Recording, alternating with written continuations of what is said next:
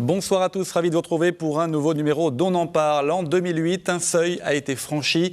50% des habitants de la planète vivent en ville. D'ici 2050, cette proportion de citadins devrait même atteindre les 70% de la population mondiale. Rien d'étonnant donc à ce que la préservation de la biodiversité soit prise très au sérieux dans les grands centres urbains. Et Montpellier n'échappe pas à cette règle. Les villes deviennent-elles peu à peu des réserves de biodiversité?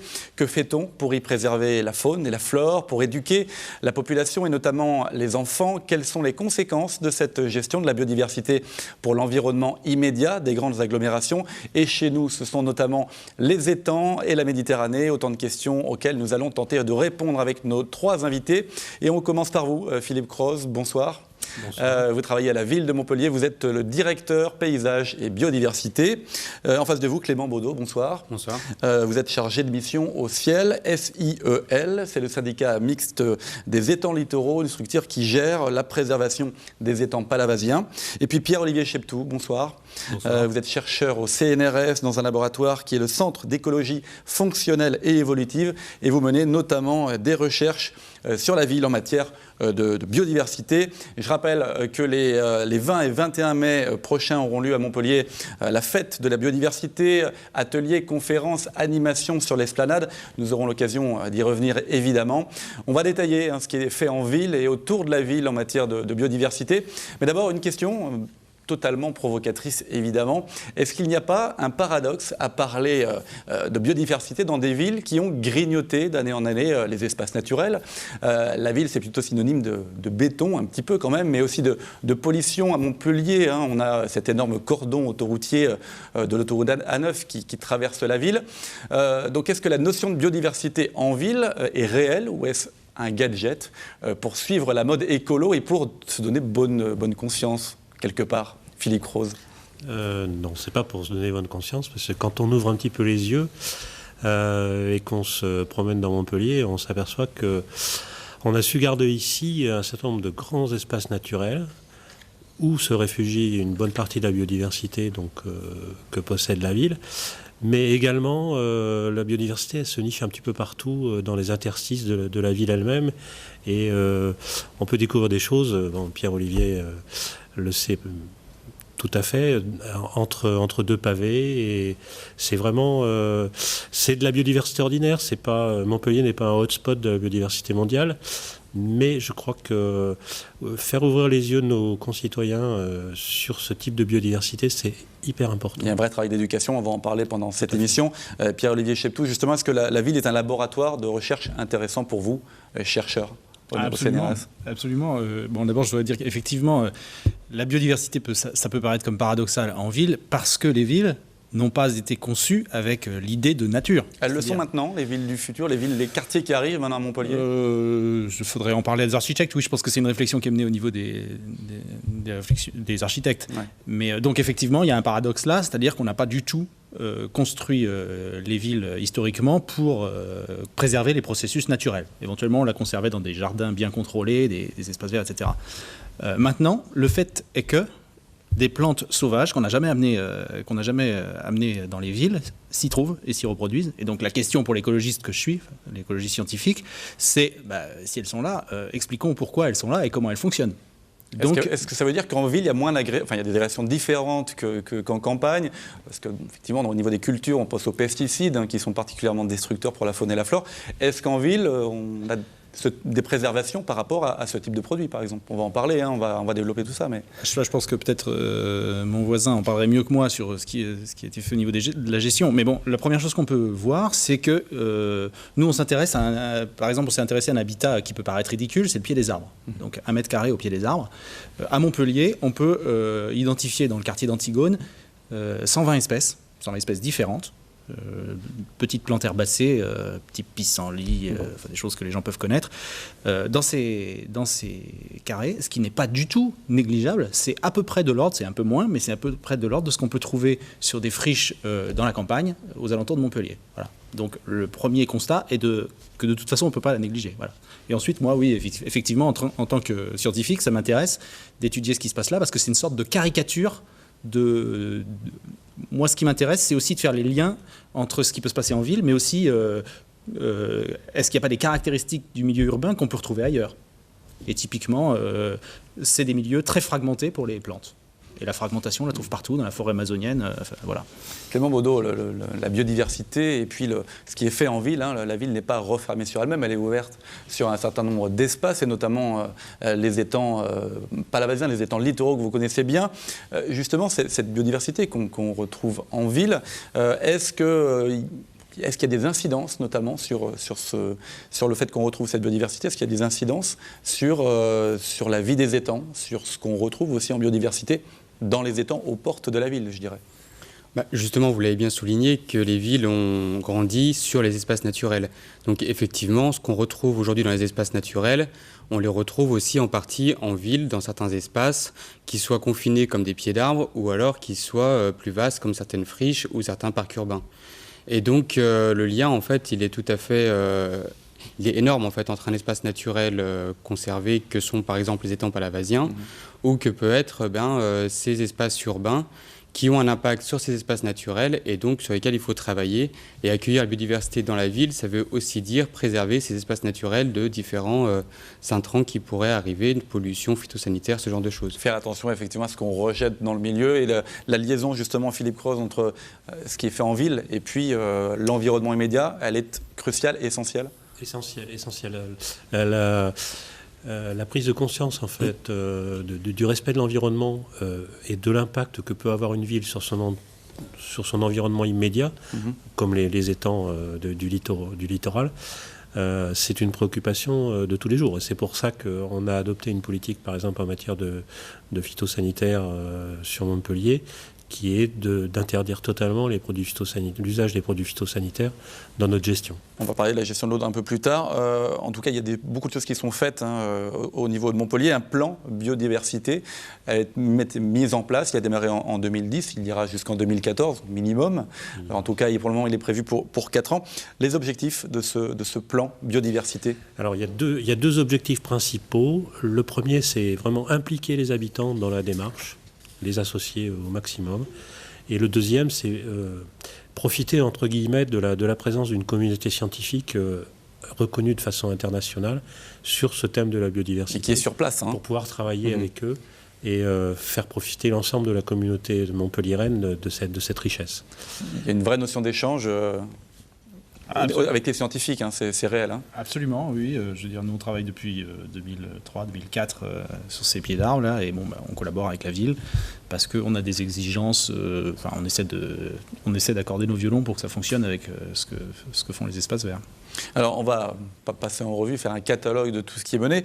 Je vous propose de parler d'un type d'action qui est mené justement sur la préservation des mésanges en ville. Alors, les mésanges, on dira pourquoi, justement, on s'intéresse particulièrement à ces oiseaux. On va voir le reportage d'abord réalisé hier par Michael Briffaut et Nouria Casabuerta.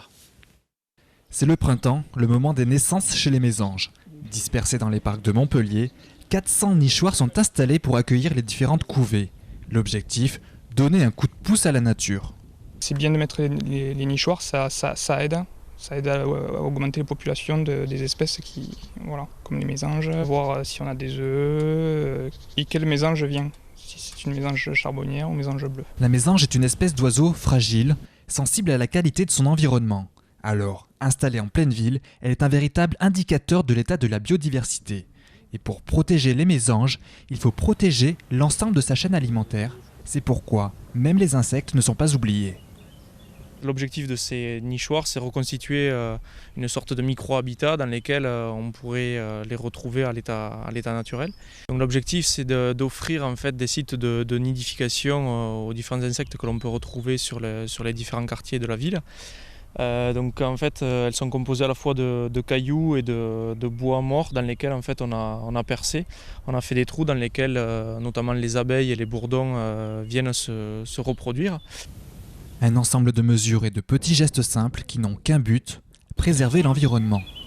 Après, il y a toute une mesure d'action qui sont plus de la gestion, comme par exemple une gestion différenciée avec des fauches tardives au niveau des prairies. Ça permet à la végétation spontanée de grainer, au niveau des espèces pollinisatrices d'effectuer la pollinisation.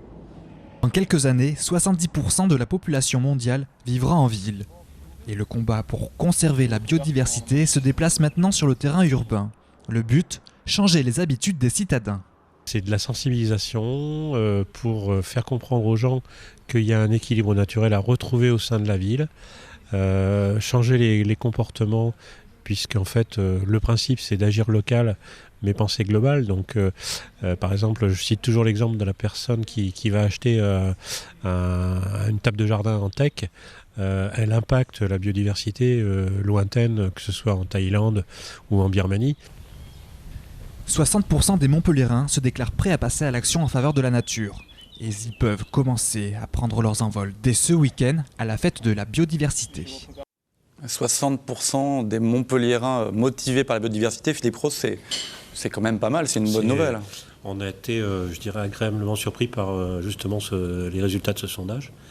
Qui montre en fait qu'il y a un engagement réel des habitants sur ce thème-là. Alors la maison, je vais en revenir brièvement, c'est bien expliqué dans le reportage, c'est quoi? C'est une sentinelle très clairement de la qualité de l'environnement. C'est un des bio-indicateurs intéressants en ville parce qu'en fait, si la mésange se reproduit et s'installe dans un certain territoire, ça veut dire qu'il y a une chaîne alimentaire qui existe. Donc ça veut dire qu'il y a à la fois des plantes qui accueillent des insectes et les insectes sont ensuite consommés par les mésanges. Toute une chaîne alimentaire qui est constituée. Si on a actuellement, on constate que dans le maillage de nichoirs qu'on a, on a une centaine d'oisillons qui sont en vie là. Ça veut dire que finalement le milieu urbain n'est pas aussi dégradé qu'on pourrait le penser. Donc 400 nids sont entretenus. Je me tourne vers le chercheur, puisque c'est aussi un partenariat avec le CNRS, même si vous êtes sur d'autres dossiers aussi. 400 nids, c'est beaucoup pour un espace comme Montpellier. On sait que Montpellier a pas mal encore d'espaces naturels, de zones vertes. C'est beaucoup, mais est-ce que c'est suffisant pour pérenniser, pour avoir justement un indicateur sur tout le territoire de la ville, de la bonne santé, de l'environnement? Oui, ça peut l'être. Enfin, je veux dire, c'est difficile à répondre. Il est difficile de répondre comme ça, mais oui, ça peut donner une bonne indication. Ça dépend quelle précision on cherche. Bon, après, la question de savoir si on n'est pas obligé non plus de reconstituer des populations qui sont au niveau de celles des campagnes, on va dire. Il peut y avoir une spécificité urbaine qui fait que, par exemple, les densités d'oiseaux soient plus faibles. C'est pas gênant, je veux dire. Ce qui est intéressant, c'est qu'elles aient un vrai développement, une chaîne alimentaire, comme disait Philippe Rose. On recrée en fait un véritable écosystème. Absolument. Oui, enfin, on recrée. On pérennise. Absolument, parce qu'il a toujours existé. Il a toujours existé, mais on fait en sorte qu'il ne soit pas détruit. Ouais, sur les étangs, j'imagine qu'il y a aussi le rôle des oiseaux est très important.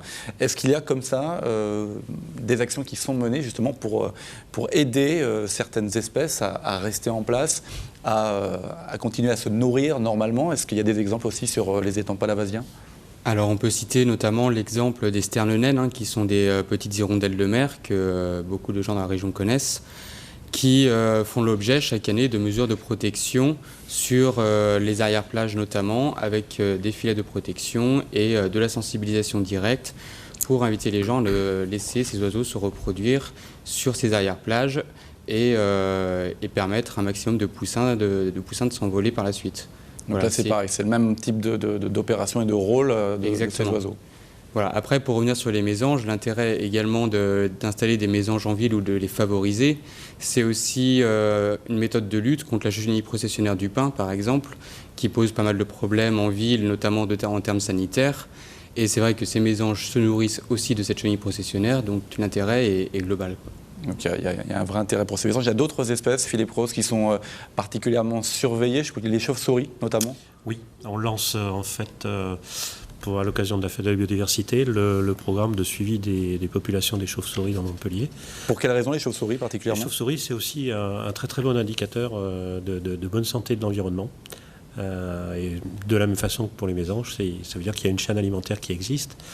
Et ce qui est intéressant, c'est la technique qui est utilisée, puisqu'on utilise des enregistrements, des ultrasons qui sont émis par les chauves-souris. Et suivant l'espèce, les ultrasons sont différents. Donc on va réussir je pense, à déterminer quelles sont les espèces de chauves-souris qui sont présentes sur Montpellier. Il y a une espèce notamment qu'on soupçonne d'être présente et qui est assez rare. Alors on va faire une courte pause, si vous voulez bien, et on se retrouve dans un instant pour la suite de cette On en parle spéciale biodiversité.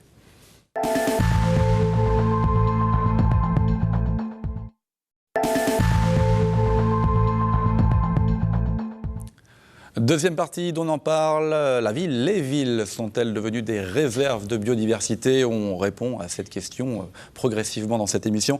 Alors, on parlait de sentinelles en matière d'environnement. Il existe d'autres sentinelles que les mésanges, sentinelles de la biodiversité. Ce sont les abeilles. Elles ont aussi un rôle essentiel quand on parle de ce sujet. Il y a 2 ans, nous avions suivi une visite des ruches municipales au Masnouguier à Montpellier. Une visite pédagogique à laquelle assistaient des écoliers. Un reportage d'Olivier Brachard. Alors ici, on va être en contact avec ce qu'on appelle le corps de ruche. C'est là où tout se passe, où il y a la reine, où il y a l'élevage, où il y a le couvain, ce qu'on appelle le couvain, c'est-à-dire l'ensemble des larves, des œufs, des larves et des nymphes. Dans cette ruche, entre 50 et 80 000 abeilles méditerranéennes. Au total, 15 ruches implantées pour sensibiliser le jeune public des écoles de Montpellier. Car l'abeille joue un rôle essentiel dans notre environnement. C'est un baromètre. Ici, on l'a appelé la sentinelle, mais c'est un baromètre. De son comportement, on peut en tirer certaines remarques. Et elle avertit. Et quand il y a quelque chose qui ne va pas dans l'environnement, c'est elle la première à en souffrir. Si les abeilles pouvaient parler, elles nous diraient que ça va mal. Les changements climatiques, la monoculture à outrance et surtout les pesticides, autant d'éléments qui contribuent à la disparition des abeilles.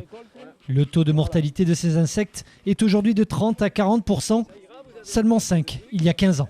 Le climat, c'est un vrai défi, mais ce n'est pas du jour au lendemain qu'on peut y revenir. Par contre, les pesticides, si les homologations étaient rigoureuses, effectivement, on n'aurait pas ces problèmes-là. Et d'ailleurs, quand en 2005, on a retiré le gaucho et le régent, dans les zones où ils n'ont pas été remplacés, les mortalités sont retombées à 5 à 10%, les ruches étaient très belles et la production remontait. Donc ce n'est pas irréversible, mais il faut vraiment que les pouvoirs publics prennent de vraies mesures. Interdire les pesticides et améliorer la diversité de notre environnement. Car depuis 80 millions d'années, c'est grâce à la biodiversité que les abeilles contribuent à la pollinisation des espèces. Notre alimentation est le fruit de leur travail. Les abeilles essentielles à la vie, on peut le dire, Philippe Rose. Tout à fait. Ouais. Les abeilles particulièrement ont un rôle de pollinisation très très important et ce qu'on a dans nos assiettes tous les jours dépend en fait de ces insectes pollinisateurs. Pierre-Olivier Cheptou, sur cette question des abeilles. Alors on voit beaucoup justement de ruches installées en ville. Il y a cette question il y a celle de la ville de Montpellier. Il y en a aussi sur l'hôtel de région, vraiment dans le cœur de Montpellier. Et elles se portent plutôt bien, ces abeilles en ville. Absolument. C'est un peu le paradoxe, c'est-à-dire qu'on a l'impression on n'a pas l'impression, il y a des données maintenant avérées sur le déclin des pollinisateurs, parfois de manière très très importante. 97% de certains groupes de bourdons ont disparu aux États-Unis, par exemple, publication récente. C'est le rôle de certains produits qui étaient évoqués dans le alors dans les le causes, sujet, notamment, oui, a priori. Oui, absolument. Enfin, il y a débat sur les causes, mais on peut imaginer que les produits phytosanitaires sont l'une des causes. Et donc, évidemment, en ville, on a l'impression que ça se maintient plutôt bien, ce qui est presque un paradoxe là aussi. Mais alors, j'aurais tendance à dire que les niveaux de population de pollinisateurs sont plutôt plus faibles, mais stables, contrairement au milieu rural agricole. Bon, nous, on n'est pas dans des milieux trop artificialisés dans les milieux agricoles, mais dans les milieux céréaliers, par exemple, les populations se sont écroulées. Il y a un rôle, Philippe Rose, après on parle effectivement de ce qui se passe un peu autour de Montpellier, mais il y a un rôle de ces espaces verts et de ces espaces de champs qui sont réhabilités avec on sème des fleurs qui peuvent effectivement permettre une pollinisation et l'intervention des abeilles. Ça aussi, dans toute la ville, on intègre cette question il faut mettre des fleurs, c'est important. Oui, notre souci, il est double. À la fois retrouver une identité méditerranéenne dans les plantations qu'on fait, et essayer de favoriser justement ces plantes mellifères qui vont être la base de la nourriture de tous ces insectes pollinisateurs. Les abeilles, on en parle beaucoup en ville, on en parle un petit peu moins autour des villes. Est-ce qu'il y a eu des actions particulières qui sont faites sur cette sentinelle majeure de la vie ? Alors, il y a des études en cours sur ces fameuses abeilles, notamment sur la réserve naturelle de l'Estagnol à Villeneuve-les-Maguelones, où un suivi est actuellement en train d'être opéré sur les populations d'abeilles présentes et voir s'il y a des espèces d'abeilles qui sont autochtones, qui ont pu être importées, faire un état des lieux sur ces populations, sur cette réserve naturelle. Donc effectivement, il y a des actions, c'est des prémices. On en parle beaucoup moins qu'en ville, effectivement, mais c'est quand même des préoccupations. Il y a un côté très, très médiatique. Le paradoxe crée effectivement l'impact médiatique en ville, parce qu'on se dit qu'effectivement, ville, de toutes les pollutions difficiles que l'abeille vive, elle vit plutôt pas mal. Philippe Croze, on a vu dans ce reportage des petits observateurs qui sont les écoliers des écoles de Montpellier. L'aspect pédagogique, on l'a dit un petit peu tout à l'heure, mais on va le repréciser, il est essentiel. Qu'est-ce qui est fait d'abord pour les plus jeunes, mais aussi pour les autres? Il y a plusieurs actions dans votre plan. C'est un des axes principaux du plan d'action qui est décliné suivant le titre éduquer et sensibiliser. Et on mise beaucoup sur les générations de jeunes enfants scolarisés. Donc on développe des actions pédagogiques, on l'a vu au Masnouguier autour du rucher, mais on le fait aussi autour de la vigne. Les enfants viennent labourer avec un cheval, viennent participer... Planter des arbres comme on le voit sur cette image. Au moment de l'opération de la vague verte, qui est une opération mondiale de reboisement de la planète. Et puis se développe actuellement un projet très très important qui est le centre Darwin, qui est situé au parc zoologique et qui va offrir toute une gamme de produits pédagogiques pour les scolaires, autour de la faune et de la flore. Alors puis il y a des actions, un peu pas coup de poing, mais il y a effectivement cette création de jardins refuges en 24 heures. Oui. Racontez-nous un petit peu ce que c'est. C'est une idée que j'ai ramenée d'Afrique du Sud. En fait, j'avais vu à Cape Town avec mes collègues. Ils s'étaient lancé un défi au niveau du service de réaliser un jardin en 24 heures. Et moi, j'ai repris un peu l'idée, je l'ai proposé aux élus, d'associer les habitants à ce type de réalisation. Et donc, on a lancé le défi l'année dernière à des habitants du quartier Le Maçon de transformer une cour urbaine qui était un ancien parking désaffecté en un refuge de biodiversité, de jardin, ça en 24 heures. Comme un peu une pièce classique, c'est-à-dire... en un temps, en un lieu, une unité d'action. Une action coup de poing, comme ça. Une action coup de poing. Et je dois dire que c'était pour nous une belle réussite, et pour les habitants aussi, puisque les habitants se sont fédérés en association pour gérer ce jardin maintenant.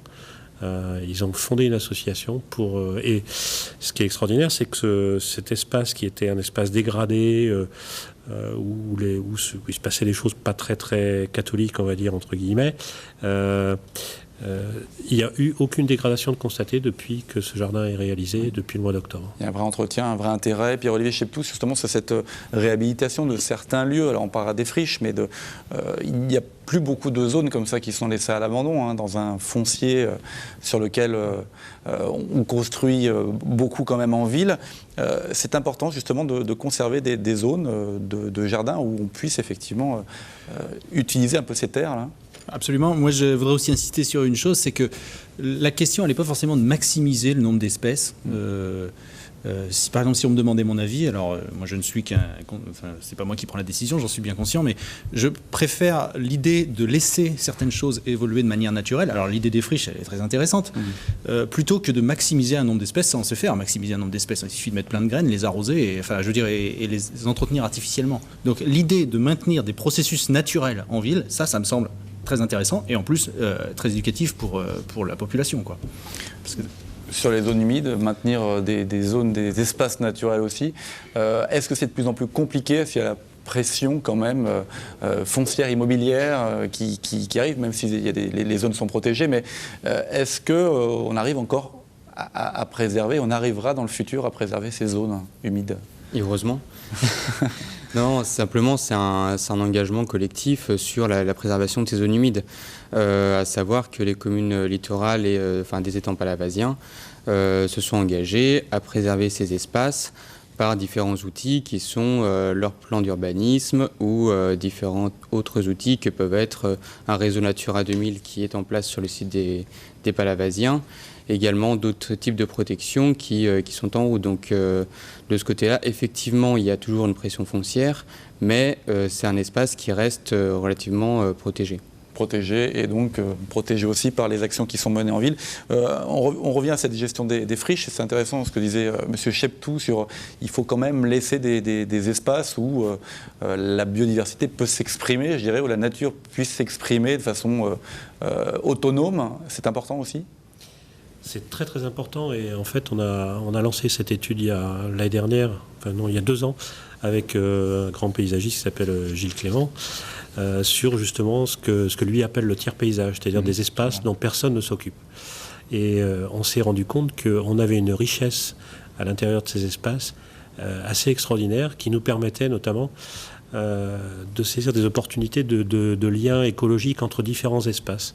Et cette prise en compte, ce retournement du regard sur une friche qui a une connotation négative au départ, on essaie de la transformer en vision très positive pour les habitants.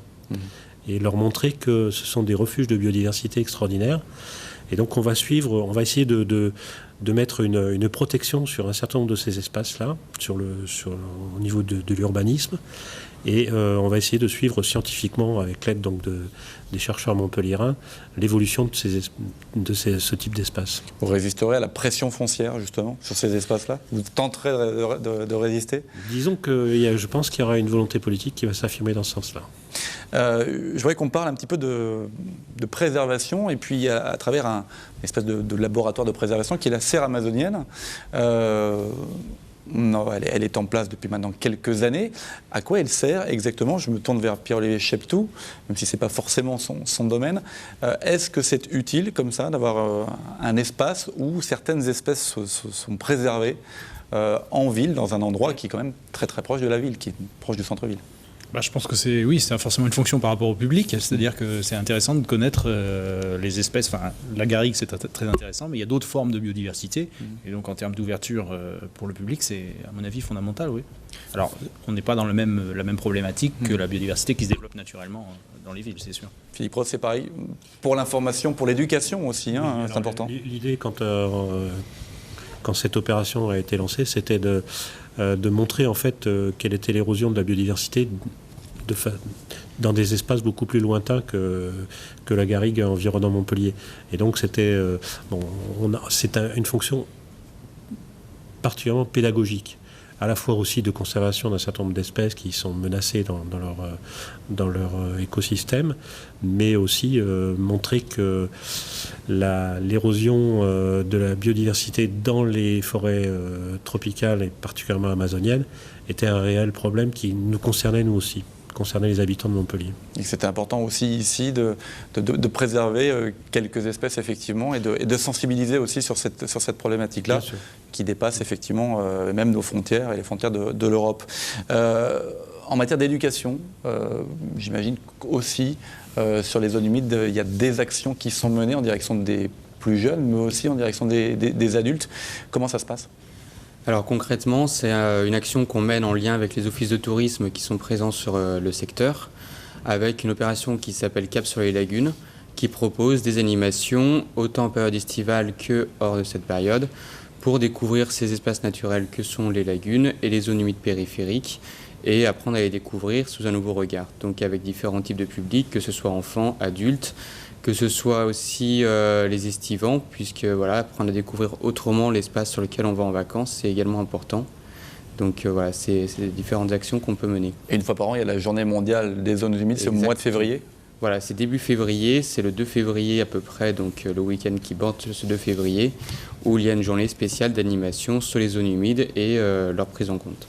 On arrive bientôt au terme de cette émission. J'aimerais qu'on revienne sur une problématique qu'on n'a pas trop développée tout à l'heure, c'est la gestion de l'eau, de l'économie de l'eau d'abord, et puis la gestion des pesticides, enfin de la non-gestion des pesticides, en tout cas maintenant dans le traitement des espaces verts. Vous l'avez un petit peu évoqué tout à l'heure, Philippe Rose. On n'utilise plus du tout d'engrais, de pesticides vraiment très clairement dans la gestion des espaces verts maintenant à Montpellier et dans d'autres villes aussi autour de Montpellier. Ce qu'on appelle le zéro phyto est en train de se répandre. Là on voit des images de Pérol qui est déjà dans cette logique-là aussi.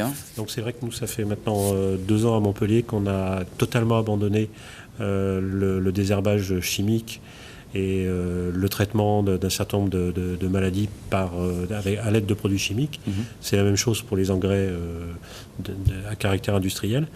Et donc on a recours à d'autres méthodes, ne serait-ce que pour retrouver justement cet équilibre naturel dont je parlais tout à l'heure. Pour désherber, il y a d'autres moyens que les produits très clairement. Oui, il y a un moyen très simple à Montpellier, moi, c'est ce que j'appelle le désherbage solaire. C'est-à-dire que on se rend compte qu'au début juin, en fait, l'herbe est totalement grillée. Il suffit de ne plus arroser, de faire attention de ne pas arroser trop. L'herbe qui s'immisce dans le trottoir, etc., finit par disparaître au cours de l'été. Donc c'est pas dramatique dessus. Au contraire, ça enrichit les choses. Très clairement. Et ça évite, ça protège la santé des habitants, la santé des gens qui passent ces produits. Et je crois que c'est fondamental d'abandonner ce type de pratique. Pierre-Olivier Cheptou, essentiel la gestion de l'eau, la question de l'eau, autant en ville, on le verra après effectivement dans les étangs, mais elle est essentielle cette question de la préservation de cette eau. Absolument, enfin, d'autant plus en milieu méditerranéen, vous savez très bien que c'est une ressource rare d'une manière générale. Donc oui, et alors, donc la gestion que Philippe Croze indique suppose qu'on accepte qu'on ait une brindille d'herbe sur le trottoir, et je pense que ça pose pas de problème majeur, a priori, sauf peut-être dans la tête, mais voilà, c'est tout. Il ne faut pas que ce soit le tout vert, entre guillemets, partout, à tout moment de l'année. Ce n'est pas forcément la meilleure des solutions. Non. Et ce qui est extraordinaire, c'est qu'on a l'impression que l'opinion des habitants est en train de se retourner, puisqu'avant, on recevait des plaintes comme quoi il y avait de l'herbe sur les trottoirs. Et maintenant, on reçoit des plaintes parce qu'il y a encore certaines pratiques qui subsistent en matière de désherbage chimique, quoi. Donc la situation s'est inversée. Et puis ça montre aussi l'exemple par rapport à ce qu'il faut faire dans les jardins des particuliers. Et on le rappelle, on est dans une zone méditerranéenne, on est le gazon anglais en plein été, c'est pas logique ni normal dans nos régions. Non, en fait, il faut apprendre aux gens qu'un espace vert à Montpellier n'est pas vert toute l'année. La question de l'eau, évidemment, alors le traitement des rejets des villes, mais aussi la gestion de l'eau en matière d'économie, mais aussi la gestion des pesticides. On le voyait, d'autres villes, comme Pérol, par exemple, c'est un exemple qu'on a vu en image, n'utilisent plus de pesticides et font en sorte de désherber d'une autre manière. C'est une des conditions de la survie des lagunes. Complètement. C'est-à-dire que l'ensemble des eaux de ruissellement des villes arrivent sur notre territoire, sur les étangs. Et donc la question était comment on peut aussi intervenir sur cette pollution diffuse qui est l'apport de pesticides. Et donc également le Ciel intervient auprès des communes qui sont volontaires pour les accompagner, à l'image de Montpellier d'ailleurs, sur des plans de réduction des pesticides, voire d'abandon d'ailleurs, de pesticides. Donc on avait accompagné Pérol en 2008, donc qui avait fait figure d'exemple récemment, et également d'autres communes riveraines des étangs palavasiens pour l'abandon de ces produits. Ça passe également, comme le disait M. Croze, par des espaces verts méditerranéens et un choix d'espèces adaptées et non envahissantes évidemment sur les espaces naturels. Merci. On arrive au terme de cette émission. On va rappeler que la fête de la biodiversité, donc, ce sont les 20 et 21 mai donc, à Montpellier. C'est ce week-end, évidemment, vendredi et samedi. Merci d'avoir participé à cette émission. Très bonne soirée à tous.